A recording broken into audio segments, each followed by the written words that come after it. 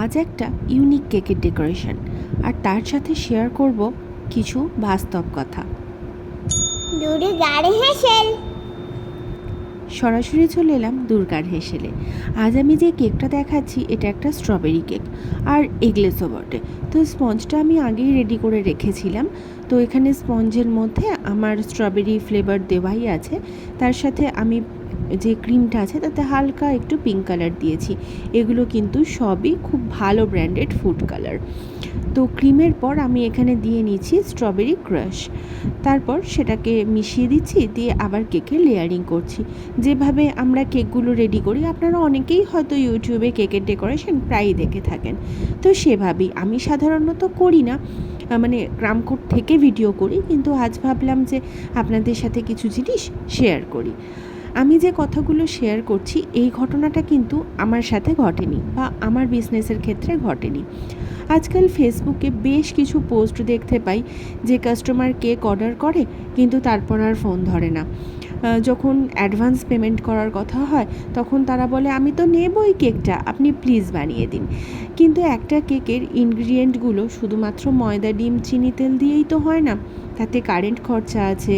তারপর যেহেতু একজনের জন্য বানানো হচ্ছে তাই কেকের সাথে একটা কারেন্ট খরচাই যাচ্ছে না। দোকানে কি হয়, একটা কারেন্ট খরচাতে প্রায় 100টা কেক তৈরি হয়ে যায়।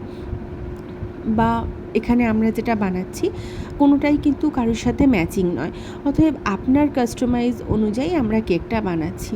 তাই যারা এই ধরনের কাজগুলো করে, সত্যি বলতে কি পোস্টগুলো যখন পড়ি না ভীষণ খারাপ লাগে যে মানুষ এতটা এরকম কি করে হয়।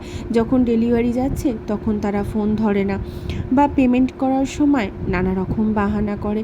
কেন এরকমটা কেন? কই যখন দোকান থেকে কেনা হয় তখন কি তারা সত্যিই এরকম করতে পারে? মনে তো হয় না, বা সত্যিই করতে পারে না, তাই না? তাহলে আমার তো মনে হয় আজকাল যা দিনকাল পড়েছে তাতে সবাই যদি সবাইকার পাশে থাকি বা সবার এই ছোট্ট ছোট্ট উদ্যোগগুলোতে মানুষকে হেল্প করি তাহলে তো ভালোই হয়, তাই না? আমরা যারা ভিডিওটা দেখছেন আমি কিন্তু কাউকে উদ্দেশ্য করে কথাটা বলছি না। সবাই যদি নিজের পরিচিত জনের মধ্যে এই জিনিসগুলো একটু শেয়ার করেন তাহলে ছোট ছোট ব্যবসায়ীদের ক্ষেত্রে অনেক ভালো উপকার হয়। আজ আমি কেকটা ডেকোরেশন করে নিয়েছি, কিভাবে করলাম সেটা আর কিছুই বললাম না, কারণ কেকের ডেকোরেশন আপনারা এর আগেও দেখিয়েছেন। তো শুধু সাজানোটা একটু দেখিয়ে দিলাম। একটা ছোট্ট বেবির কেক ছিল, তার নামটা বসিয়ে দিলাম, ডেকোরেশন এখানেই কমপ্লিট।